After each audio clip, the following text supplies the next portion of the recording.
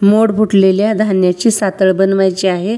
सातळ बनवण्याकरता हे प्लेटमध्ये मसाला आणि टमाटर ते चिरून घेतलेला आहे आणि हे मोड फुटलेले धान्य पाहू शकता, थोडे थोडे मोड फुटलेले आहे त्याला।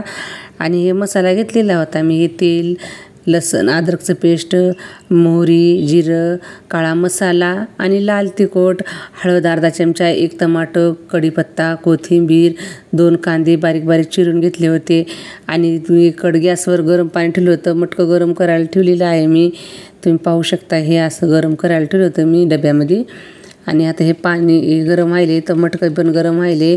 आता हे गरम झाले, तेल टाकायचं मधामध्ये, तेल गरम होऊ द्यायचं। गरम झाल्याच्या नंतर जिरं मोहऱ्या टाकायच्या मधामध्ये, त्या तेलामध्ये। तेल कमी लागत असं कमी टाकायचं, जास्त लागत जास्त मात्राप्रमाणे तेल टाकायचं आपल्याला। आता हे असं जिरे मोहऱ्या टाकून घेतलेले आहेत। आता जिरं पण टाकून घेते मधामध्ये। आता हे कडकड होऊ द्यायचं चांगलं आता असं हे, आणि कडकड झाल्यावर मग त्याच्यामध्ये कांदा पण टाकायचा आहे आपल्याला। ह्याच्यामध्ये आता असं बारीक चिरलेला कांदा होता मी, आणि हे परतून घ्यायचा कांदा चांगला असा सोनेरी कलरपर्यंत। मग आता कढीपत्ता टाकायचा मधामध्ये, कढीपत्ता पण परतून घ्यायचा चांगला। लसूण अद्रकचं पेस्ट टाकून द्यायचं मधामध्ये। आता हे पण परतू द्यायचं चांगलं। आता हे असं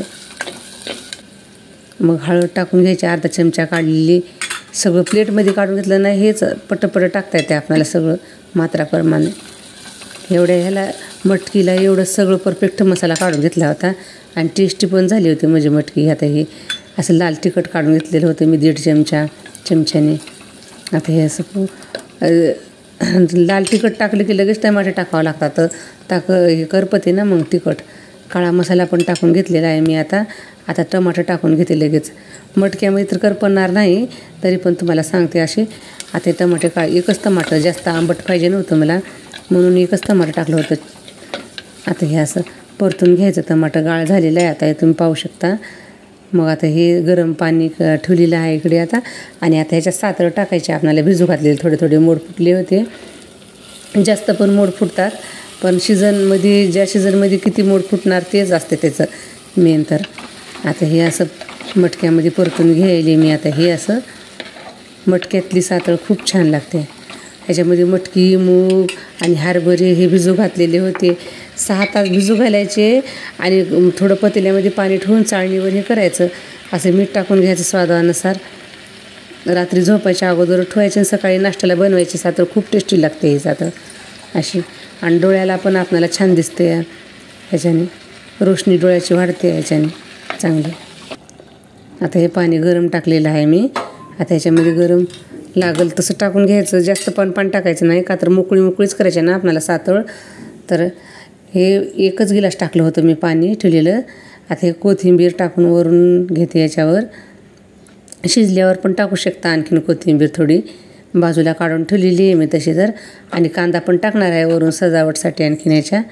आता हे झाकून ठेवायचं, आता असं पाणी टाकल्यावर 10 मिनिट शिजू द्यायचं भातासारखं, जास्त पण गाळ होऊ द्यायची नाही सातळ थोडी वेळच लागते शिजायला, ह्याला थोड्या वेळात शिजून जाते। हे आता शिजलेली आहे, आता मी प्लेटमध्ये काढून दाखवते तुम्हाला असं। हे आता प्लेटमध्ये काढते हे सातळ, गरम गरम वाफ, गरम गरम सातळ। आणि हे सलाद चिरून घेतलेलं आहे, बीट पण चिरून घेतलं आहे, बीटरूट हे, दही थोडंसं वाटीत घेतलं आहे, कांद्याने सजावट करते आता ही अशी। आणि थोडी कोथिंबीर पण टाकायची वरून। आणि तुम्हाला कशी वाटली मटकीची सातळ नक्की कमेंट करून सांगा मला, आणि सबस्क्राईब करायला विसरू नका नवीन असला तर, आणि लाईक पण करायला विसरू नका। असं हे प्लेट सजवून घेतलेलं आहे, कसं वाटलं सांगा हे। आणि उर्मिला स्वयंपाकघरात आपलं सर्वांचं स्वागत आहे, या नाश्त्याला।